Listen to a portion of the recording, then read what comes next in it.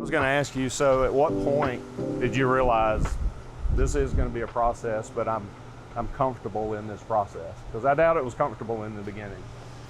I think there was a transition period where I don't remember at what point it was. I was struggling because, I mean, you're dealing with an adjuster, and the peace moment was I was out by the pool and I called you and I was just frustrated because, you know, you're using there's a lot of language that's involved that you just don't understand as just a consumer perspective, but I knew that you would. And gosh, I wish I could remember the adjuster's name, but Ken, man, wonderful. I mean, he was just, I mean, honestly, I couldn't ask for a better person. But again, he was looking at it just from numbers. And you said something to me. You said, Chris, they're not out to get you. They're out here to help you, but they help you within the numbers. And you said, just chew up the meat, spit out the bones. Let me help you understand exactly what he's saying. Man, when you said that, that's when everything started changing. There was peace that came through those words. And I believe it was straight from the Lord, because it was like, all right, settle into the process. And when my lens and my perspective changed, that's when it clicked. Hey, you're right. He is just this step, this step, this step, this step, this step. And then when that fell into place, man, everything started shifting from that moment on. So. Yeah, obviously we're in your shop now, and I think is right over in this direction. Is that where the fire started? Yep. So this was while your employees were still here, right? Yep. So it was during the work day. Early, it was mid-morning. Originally, the shop was the same length. So the county and the city, man, they were, just a quick tidbit on them, they were absolutely amazing. They met without us knowing to approve for us to get rebuilt without any red tape. Their only requirement was keep it similar. And so we did, and man, every person on that team and everything, man, they just really, really blessed us. And so the shop was similar in build. The bays weren't quite as wide, but right here there was a utility closet. And in the utility closet we had the air compressors, oil. So the perspective is one of the air compressors failed, sparking, and when you have coolant, brake cleaner, this just absorbs. There's nothing you can do about it. Yeah. It was just game on. Happened really fast. Fast, I mean, 10 minutes. And in fact, you had some video that I saw of the fire from this angle up here that showed employees scrambling, trying to get vehicles out. Am I right? Yes, so, man, everybody just hit in full-blown panic mode, man. Like one of the guys tried to hit it. It actually knocked him back. He wasn't hurt, no injuries, but he pulled a car out, and man, it had to be the Lord. So we keep our used tires to the back side of the shop.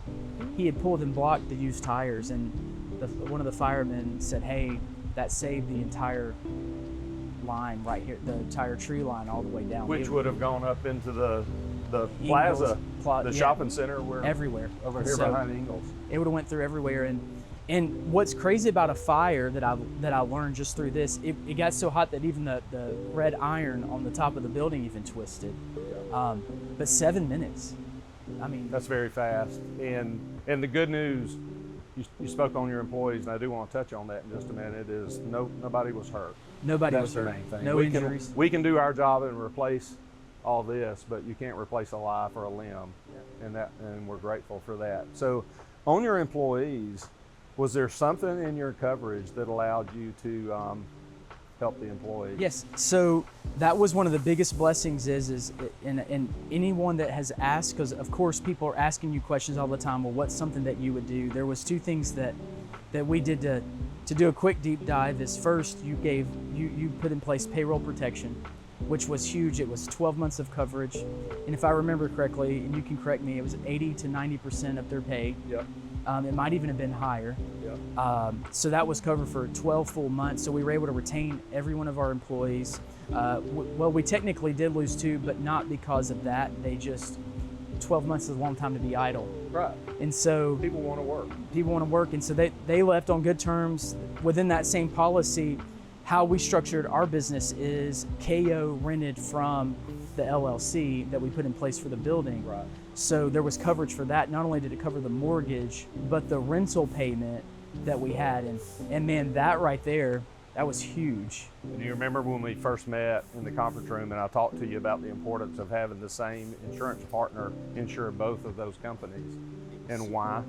Oh. Can you imagine if it had been two different insurance companies? Who pays for what? Because they were to work together, and I think that's the thing that I learned the most through the process is I'd always had this negative image of insurance where they're really out to get one over on you, but that really just was never the case. But I think it speaks to the type of companies that you filter through and use, but then also just the relationship where it's like, hey, I couldn't imagine being on a phone call with a larger corporation or someone that had no experience with this, like, hey, somebody's green. So that's just critical, man. I mean, it's really, really critical. Do you remember when I told you, I said, Ken's trying to find coverage for you in this policy no matter where he can find it? Yes, and he did. Yep. And what's cool is to speak on that, Ken did. I mean, he was able to move some hats around to help us find, I don't remember the exact dollar amount, but man, he literally went above and beyond to find every bit of coverage that he possibly could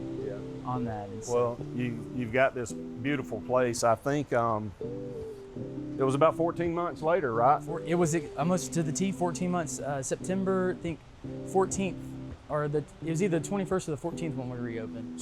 So 14 months later, and we're in this beautiful building. We were in your offices a minute ago.